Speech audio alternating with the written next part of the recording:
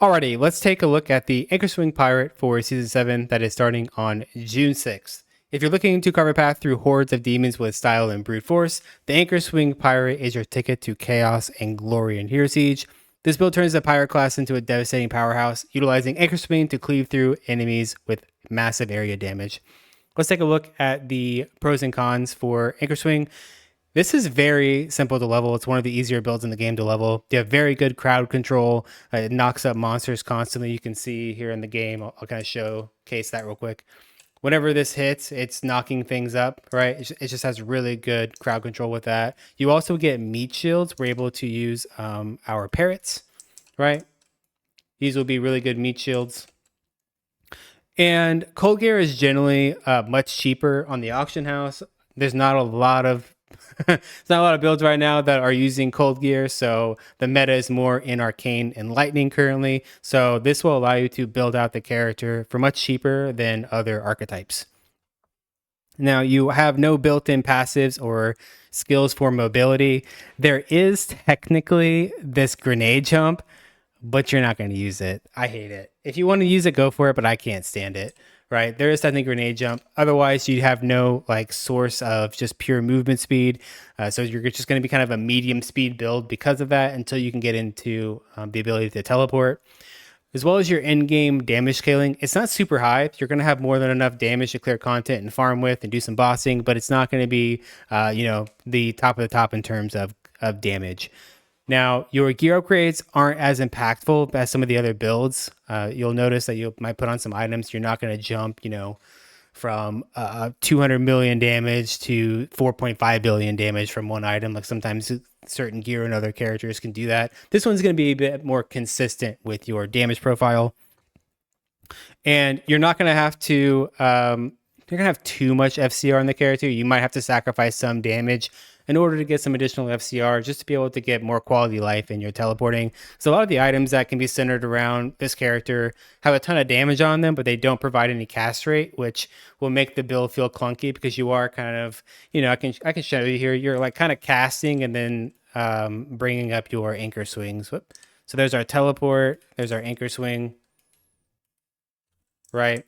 So if you have really low FCR, it'll make this feel really clunky because you're going to be playing the build like this versus having the extra speed, make it feel a bit more smooth. But this is ultimately what our skill is going to look like. I'll go hit some enemies and show you.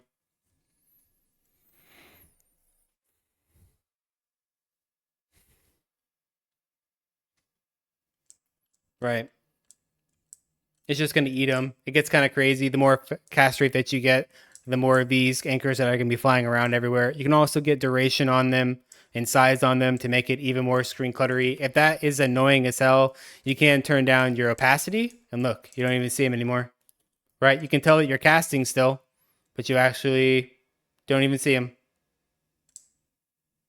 Easy. Okay. Let's talk about skill trees and how to level the build. Super simple. We don't get access to Anchor Swing until level 24. So we're going to have to level with something else. I choose to go with Freezing Chain Shot. You can use Torrent. You can use the left tree if you want. This is what I went with. So we're just going to dump 7 points into this. Keep in mind that Freezing Chain Shot is a cold and physical skill. So you can get life and mana leech on this. So if you find a weapon that has good attack damage, this can give you basically free mana sustain. So super important to be looking out for that, as well as putting points into energy can help you with the mana cost of putting a bunch of points into Freezing Chain Shot. Now, at level 8, we're going to put 1 point into Parrot. This is going to be for a meat shield. The rest of our points we're going to balance between Freezing Chain Shot and Frozen Lead. Frozen Lead is a more damage multiplier. It's an increased cold skill damage, but this is actually, it's more damage, not increased. It's a little bit confusing on how this is worded. So just a heads up, this is better than putting points into Torrent, which is a synergy. Okay, level 16, and we're going to continue balancing our points between Frozen Lead and Torrent, right? And our, Frozen Lead and Torrent, Freezing Chain Shot as our main skill. It's really just about keeping the mana cost on this not too low while maintaining its damage. At this level, you're going to start slowing down in terms of your damage. didn't find a good attack damage weapon, or maybe a good satanic while you were leveling, or you just are kind of getting scuffed on the cold skill damage that flats on your items, this can feel a little bit laggy and a little bit slow. There's two options here. You can go to like Glacial Trail at the end of Act 2, right before the boss room. There's a dungeon in there called I don't know, the Glacial Trail dungeon. Can't remember off the top of my head. Go in there, run through it a couple of times. That can help you push to 24 if you can't get past past Reaper. If you do get past Reaper and you're in Act 3, you can go to 3-2 Sand Cave, 3-3 Forgotten City dungeons. Those can be good ways to get some levels to hit level 24. Because once you hit level 24, you're getting access to Anchor Swing, and you're just going to absolutely blast at that point. So whatever you got to do to get to that point is really what we're doing here. So at that point, you're going to dump all of your points into Anchor Swing. Because Anchor Swing has this mechanic where you press it one time, right, and it kind of just goes off. We're not going to be sitting here like zooming at enemies or having to hold our click all the time. We're just going to, every once in a while, click it, hit enemies. And this is going to be really, really nice for our mana sustain, as we're just going to be killing things as we kind of go here, right? So make sure you find some mana on kill. It'll help a lot for traversing through the zones and keeping up your mana. We also put the rest of our points into Frozen Lead for that increased damage. And then at level 30, put 1 point into Land Ahoy. This is going to give you a really good single target. Use this on bosses, even 1 point, especially if you have a bunch of cold skill damage.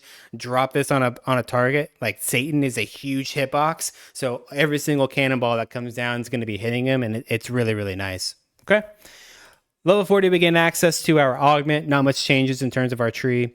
As you continue putting points into that Frozen Lead, you can put a bunch of points over here on the right side. This is Treasure Hunter. This allows you to hork the ground or dig up corpses to try to get additional loot. So you can go for that if you want to. You can put 1 point to Regimas. This helps your parrots stay alive a bit more. What's really cool about the parrots, I can show you here real fast. In the sub-skill tree, we're going to take a bunch of additional parrots, as well as we'll be able to summon them all at one time. So we're not going to be sitting here one at a time like you saw me doing at the start of the video. I can just click one time and get all my birds. All right, this does have a small cooldown, but this really just makes the build feel much easier. A couple of your birds go down. You're not like trying to resummon your entire army. So very convenient. For level 70, continue putting points into Frozen Lead, get that maxed out, and then we're going to dump points into Set Sail, and then the rest of it we'll put into Freezing Chain Shot. These are all just synergies, and our final tree is going to look like this. We have our Freezing Chain Shot, Frozen Lead, Set Sail, Anchor Swing all maxed out. We have 1 point into all of our utility and our parrots, and then we dump the rest of it into Torrent for the most damage. All right, moving on to sub-skill trees. If you're new to these were added back in Season 5. Press on this plus sign, right, on the top right of skills. It's going to open up a window that looks like this. This is going to allow us to spec our tree a bit more, spec our skill to get some additional features and effects for these skills. This is what makes Anchor Swing look the way that it does. So if you see if I respec my tree, this is normally, this is normally what it looks like. And then we can spec our tree out. And that will change how it looks, right? Because of the augment. So for Anchor Swing, here's the tree that I recommend that you use. This one's specifically for farming, because you have this node down here. This is going to make it so that you decrease the movement diminish when you're using Anchor Swing. This is really important early on, just because whenever you cast, you take a movement diminish, and this will help remove that effect. So it's going to feel like you're not even getting a diminish, right? And that's really important until you can get a source of teleport. Once you have a source of teleport, you could take this out and go for more duration or size, speed, AoE, really anything that you want in here, right? Also, another really important part of Anchor Swing is this button here. Max this out. This is Cold Break. If you're not familiar with what Cold Break does, there is a part in the guide that explains how damage works, but getting 75% Cold Break on here is really, really nice. It's essentially a curse on the enemy. For Land Ahoy, we're only using this for single target debuffs and stuns. So this is the cold variant. This is where we're just going to get some extra single target before we get sources of extra damage to burning. That is something that we get later on in the build. That would be the second tree here. Once you have some extra damage to burning monsters, you will switch your Land Ahoy into this tree to get that burning effect. And the parrots already showed this one. Here's our tree. This just offers the most QOL for your birds. Gives them a ton of movement speed and max amount of birds. You could also go with this knockback if you want. If you want additional survivability. This knockback, whenever they go to hit monsters, it'll push them back, so it keeps them away from you even more. Up to you. Attributes, super simple. You're going to put all points into intelligence in the end game. While you're leveling, you'll put 2 points intelligence, 2 points of vitality, enough to feel comfortable. You could move these around how you wanted to. Like maybe you felt like you need a little bit more energy whenever you're fighting some of the bosses in the campaign. By all means, put some points in there. You can respec your attributes at any time for free, so it makes no sense not to. Give yourself a bit more damage if you feel you're tanky enough, or if you're dying too easily, get some more life, right? Whatever works. For gearing, I have an entire section here that shows you the leveling gear, budget gear, mid-game gear, end-game gear, everything that you would need for the character. Let's start with leveling. At this point, I'm not going to be telling you to stop to farm out for any specific satanics. There are some that you're going to drop that might work for the build. By all means, use those, but do not stop to try to farm out for any specific satanic early on. It's not worth your time, right? In the written guide, I have every single base type. You can look for certain affixes on these items. Right? It's pretty much the same stuff. Cold skills, cold skill damage, which is flat damage, percent cold skill damage or magic skill damage, movement speed to move around faster, cast rate so you can use your skill more often. Look for these stats on your mythic through normal items, right? You can pick up a normal item that has a ton of cold skill damage on it, and it could be better than a mythic item that, has just like some cast rate on it and man on kill or something, right? Like they can get, even a white item can be crazy. So make sure you have your filters set up appropriately. Again, in the guide, I do have a section to show you how to get your filter together. And then in all of these sections, you can scroll down. I do have rune word options as you're playing through. If you pick up some of these bases, right, 100%, you can make some of these rune words. The biggest ones here are going to be the chest. You can get Freljord on the chest. This is going to give you an absolute stupid amount of skills. You get up to 4 skills, cold skill damage, penetration.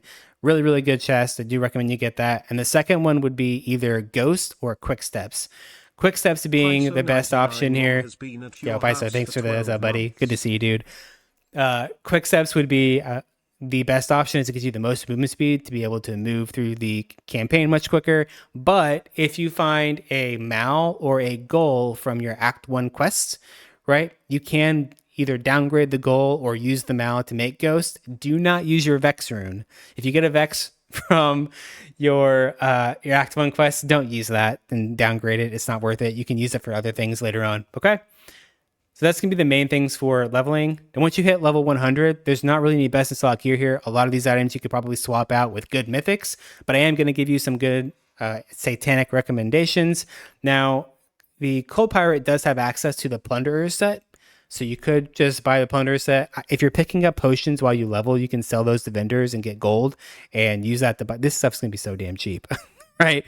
This stuff will be so cheap. You get a ton of skills. This will help you just fly through your early hell stages to be able to farm some gear out. And then in here as well as we do have some example setups for different, gearing setups that you can get an idea of what our damage is going to look like in different levels of gear. So for weapons, Divinity Skysong, pretty staple. Offhands, right, we have Suomi's, Gem Encrusted, Divine Contemplation if you need some resistances. Sky Songs can give you skills. This is basically the spirit of Hero Siege. And then a really important one here is Crematorium's Pledge. You heard me talking about earlier with Land Ahoy how that can give you burning, right? This can give you up to 60% extra damage to burning monsters. So it does take all high runes. However, farming high runes in the early game is not difficult, right? You're going to drop them killing monsters. You can farm runic embrace shrines. You can use a trade house if you have access to that. So getting high runes, not difficult. This will give you a ton of extra damage. You can put this on your back bar even and just swap to it whenever you're fighting bosses and then use maybe something else on your front bar, some cast rate or whatever you need in order to farm a little bit better. So that's really important. Helmet's a big one here. Would be Crown of the North. This gives you a ton of skills, a lot of cold skill damage, all res, CBF, really nice. If I couldn't get this, I'd probably make Delirium. Maybe try and get this on a skill base so you can get some extra damage there. For chess pieces, you straight up want Enigma. You need to try to get a source of teleport. It'll make a big difference. You just need a Jaw, Leth, and Burr. Once again, high runes are not hard to farm in the early game. Otherwise, you could use Freljord, maybe get a better base, find one with enhanced defense so you can dodge attacks more, or maybe you get some life on there. Maybe you get, there's all sorts of things that you can get on a base just to get a little bit better juice out of the Freljord. Otherwise, if you need resistances, you can go with Gladstone Goose. You can go with Heaven's Might. Any of these would be perfectly fine, right? For gloves, I like going Wisdom Holds. I like having FCR. Any of those are totally fine. For boots, once again, I do really like these ghosts. You get movement phasing on ghosts with damage reduction. These are going to be the most damage. You can stay on your quick steps if you want more speed. These are kind of troll, to be honest with you. Wizard boots only having 10% movement speed. I don't think that's worth your time, right? It is technically better than quick steps in terms of damage. That's why it's there, but only get that if you are just can't make quick steps, I guess. And then Grand Wizards having the most amount of skills, but once again, you are stuck on that 10% movement speed, so you really want to have Enigma if you're going to switch into Grand Wizards. For belts, Sash of the Magi giving, I think, the most value here, but any of these would be great. If you find a Cunnilingus that has pirate skills on it, by all means use that. For rings, I like going the Coda Wedding Bands. You get a shitload of life. You get a ton of movement speed. You get up to 2 skills now. Really, really strong. Lunar Prophet Bands also have some value here. And then if Elven Graces, the crit and crit damage does not work with our build, but the +2 skills does, right? These go up to +2 now. If you need resistances, Satanic Eyes. If you want more Castrate and Magic Find, Iron Ring of Prometheus can be good as well. Any of these can be really great. Or even Mythic Rings with cold skills on it can be really nice. For amulets, we have Traveler's Compass. I really like this one. This just gives you a ton of movement speed and be able to run around quicker. But All-Seeing Eye is probably the best option, just with 3 skills and a ton of Magic Find. And then lastly, we have our charms. Don't skimp out on your charms. You can get magic skill damage. You can get resistances. You can get life. You can get cold skill damage. Very important. They did nerf the skill damage that you can get on these charms, but early on, they are still going to add some good value, right? And then from there, if you scroll down, you can see there's a ton of more options that we do have available for your charm section, right? What's really cool about cold skills is you get Cold Shine Charm. This thing's crazy because you get cold skill damage and pen. Getting pen early is very important. There's not a whole lot of cold items, unfortunately, that have pen on them. Now, once we get to the mid game, I mentioned earlier that there is a doc in here that explains how these different damaging affixes work. So by all means, if you don't know how like cold break works and how cold resistances work on monsters, give this a read through. I do have, once again, some example setups wearing different levels of gear, right? As well as explaining what you're going to do for your bossing. Now for weapons, there's a shitload of weapons for Cold Pirate. There's a ton of them in here. The Cooking Cleaver is only going to be for bossing.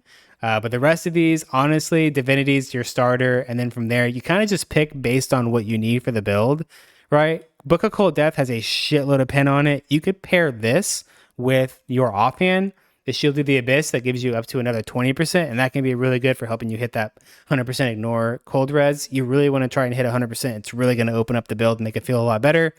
So pick any of these weapons, right, that will help you achieve that goal. You're kind of hard locked on Shields of the Abyss simply because of the amount of pen that it provides. You also get a couple of sockets. Otherwise, there are some other options here. And then there's that crematoriums that you'll use on your back bar for boss damage. For helmets, if you're not using a teleport chest, the Enigma, you're going to go for Side of the Gods. This will give you a source of teleport. If you are using the Enigma, you could go for Delirium. There's Harlequins for some damage reduction. You get Magic Vine. This is actually a pretty good all-rounder chest. Helmet. I actually really like that one. Otherwise, you do have access to Dragonite's helmet. This is new in Season 7, right? You will use this for bossing. This gives you an extra damage to burning monsters. So you'll slap that on whenever you're doing bossing. If you happen to kill Uber Gabriel, you can use one of his helmets. This can give you a ton of juice as well. But ultimately, if you're using Enigma, drop the Side of the Gods for Delirium. If you aren't using the Enigma, you will want to get Side of the Gods. And speaking of chess pieces, there is Gem King's Garb. Whenever you put pristine, sapphires in this one, you get a ton of cold skills and cold skill damage. You get a shitload of cold skill damage on this Gem Kings, making it's going to be the better option over the Enigma in most cases. So I would recommend that you go for the teleport helmet. Now, if you are unable to get a Gem Kings, try and find a better base for your Enigma. You can get up to 8 skills on an Enigma, or Azarius is really nice too. And we actually have a source of stun on this build, so you can get extra damage to stun monsters, which is really nice. This is a really good all-rounder. You get a ton of stuff on this, right? Lastly, we have Sheep King's Hide. This has been moved to Inferno difficulty only, so if you don't have access to Inferno or to the Trade House, Sheep Kings unfortunately won't be an option for you. For gloves, Frostbitten Necrosis is pretty much a staple here. There's some other options. You could farm Shadow Cultist from Sung Lee. These are just kind of cheap glove options. If you have a bossing setup going, you can run the Grasp of the Phoenix. This will give you some extra damage to burning monsters, right? This can be a nice way to get some additional boss damage. For boots, sorry, I got like an eyelash in my eye. There we go. For boots, Ether Walks are super cheap, right? You can try and make a cold skills one. Honestly, if it doesn't hit cold, it's fine. Just wear them. You still get pen, you still get magic skill damage. So these can be really nice. Otherwise, the Scorching Roamers and the Chilling Roamers. The Chillings are insane, right? Just because we get sources of skills, we get cold skill damage, we get extra damage, we get all sorts of stuff on the boots. The Scorching Roamers, if you're farming the Rogue Chaos Tower and you happen to drop one of these can be still insane for bossing because you do get that extra damage. So I would still wear these for bossing if I dropped them. Otherwise, you have access to Pearl Essence. These can give you a ton of resistances, magic skill damage, and Holy Horror, which will give you magic skill damage as well. So really nice boots. For belts, Freya's Frozen Buckle is the cold variant. Kind of has little bits of everything that you need. If you are farming Uber Damians and you drop a sash, or there's some sashes that have pin, I would go for those, right? These red stats can roll any stat. So if you get, 25% pen on one, I would 100% wear that. Cunninghams can roll pirate. You can slam them, try and get some extra juice. If you have access to trade or Inferno, girdles are almost unbeatable. They just offer so much in survivability and everything. So girdle would be it. Now for rings, there is Signet of Harbinger. These are Inferno only, but they are fantastic. Other than that, you have a Signet of Bifrost. These can be farmed from completing your Hell 5 quests, if I remember correctly. So that could be a good option for you. Otherwise, it's going to be your Azazels. These are quite rare. They can drop in Hell difficulty. If you get one, you have to hope that it drops with +3, and then you're going to have to go farm out a soul from Reaper, right? This will make an insane cold skiller ring. But yeah, otherwise, the Quickening Zephyrs, these can roll with pirate skills. These will give you a bunch of movement speed and skills. Those can be really nice. If you have some mythic rings, right, you can run your mythic rings. Or going back into the budget rings, you can see you have these Coda Wedding Bands, you have the Elven Graces, these Iron Ring, all of these, you can slam these with Satanic Crystals and try and get some holes in these, and then put your pristine Sapphires in them to get a ton of cold skill damage, right? That could be a fantastic option as well. For amulets, Philosopher's Stone now has up to 5 skills. It's got a little bit of a buff, which is really nice with the all res. So yeah, it's like Amara's. Thoughts Agony getting a rework. It has intelligence converted, magic skill damage, a bunch of extra int and skills. Terethials, once again, this can roll from Uber Damien. It's got random rolls on it. You could get a bunch of skills on this or attributes, things like that. Pendant of Eternity is probably what you're going to use for farming because, once again, you don't get a whole lot of FCR for the build. So this is going to give you an FCR proc of 56% plus the actual item gives you 20, right? And you get some magic skill damage with it. And then you also have Steve's Necklace. Will give you up to 100 attributes, which is just really solid to have all the way around. A lot of people forget that all attributes includes armor, which is physical damage reduction. So that's really nice. For charms, we have a whole bunch of them listed in here, right? Some of the big ones being things like a tablet, right? This will really help with your, just very versatile. You can put resistances in it. You could put elemental gems in it. You could put chaos gems in it. There's all sorts of options that you have with a tablet. Otherwise, you have a bunch of extra charms that are listed in the sections to give you, a more rounded out charm section. And then lastly, down at the very bottom, if you're using Land Ahoy with your burning, this can be an excellent source of extra damage to burning monsters. And we have the new charm from Andrixia. You can farm this in Hellfire. This gives you 50% magic skill damage. It has a socket on it, and it gives you an execute, which is really nice, right? Now, one thing that I think is like actually hiding in the background, I don't want to find it. It got stuck in the background, chat, is our Eye of Scotty.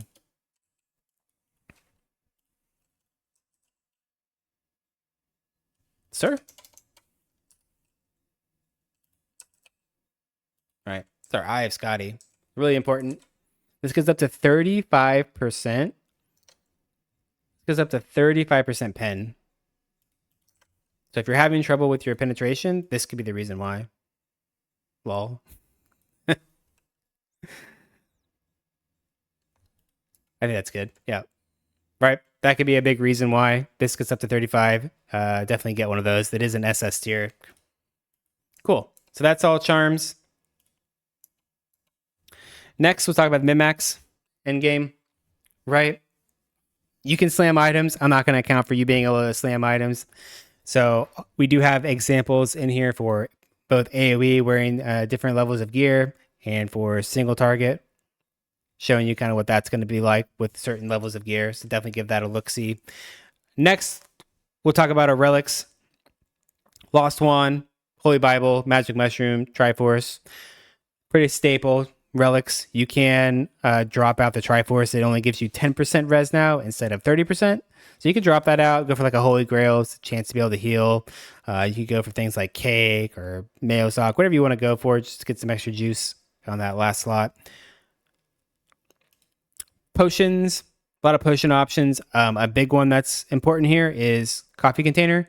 Since we have that source of burn, we can get increased damage to burning targets. Otherwise, just kind of pick, you get magic skill damage. I like going for a Wizard Potion to give me cast rate. Once again, you just don't get a whole lot on the build. For chest augments, Monstrosity is going to be most likely the most damage up front. There is also Longevity.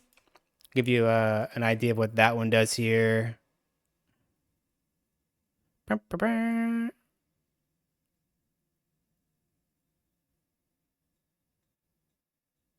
Maybe. There it is. So Longevity will make your orbiting skills last longer. Right. And they have a little pulse. Whoop. It has a pulse and whenever it hits monsters. So that's really nice. So you can go for that as well. Oh, it's right there. I was like, wait, I forgot about it. There it is. It just got locked into the next screen. So that can be a good option. For hero levels, I do have a whole video talking about hero levels and how to spec out your hero level tree, because it's a bit different depending on where you're at with your gearing and what you're doing. So definitely give that a look-see if you're not sure how to spec the hero level tree. And the same for glyphs. If you're not sure what glyphs you should get, I do have a video that shows you all of the glyphs and what they do. None of the glyphs in the game give you power. They're all just utility-based, so you kind of just pick depending on what content you want to engage with. So definitely give that a look if you're not sure about glyphs. For mercenaries, we're going to be using the Act 1 Night Merc. The reason for it, we just want to stack as much magic find on that Merc as we possibly can. Now, you do have the option to get Aurora's Might. This will give you a huge resistance buff. So if you're having trouble with your resistances, you can throw an Aurora's Might on there. But ultimately, you're just going to be picking between a bunch of different items that give you a bunch of magic find. And then you throw Istrunes and everything to give your Merc as much MF as you possibly can. Some of these are obviously insane, like Aurelian Fury can also give you Lunar Aura for a bunch of res, and you can have the 6 sockets. You can stack a bunch of magic find in it. That's kind of crazy, but that is, a GG item to put on your Merc. You have things like Babylon's Fall can give you a shitload of extra magic find. Things like Harlequin Veil, right? You can slam maybe some Harlequin Veils and try to get some extra juice on them. Right? So that's going to be the Merc. For loot filters, I explain how to set up a loot filter in game. There are some presets for the different archetypes, as well as on the left side, you can see that there's places that you can click based on what difficulty you're in. So if you're in normal, you'll click on normal. If you're in nightmare, you'll click on nightmare. So that's an okay way to get a loot filter early. Unfortunately, I do not have a way to give you a loot filter for season 7. until season 7 actually starts, right? So I can't do it in season 7 beta. I can't do it in season 6's client.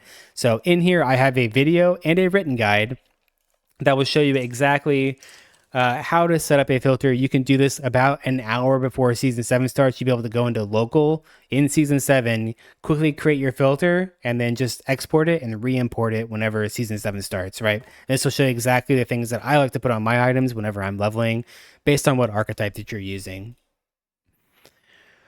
Now for endgame, I will be making endgame filters. I can't do it once again until season 7 starts, and I'm going to be playing the season, so it'll probably be around the end of day 1. I'm going to try to maybe have these available on the website for you guys. If not, they will be here in the doc. I'll just load up every doc and just jump them in there for you.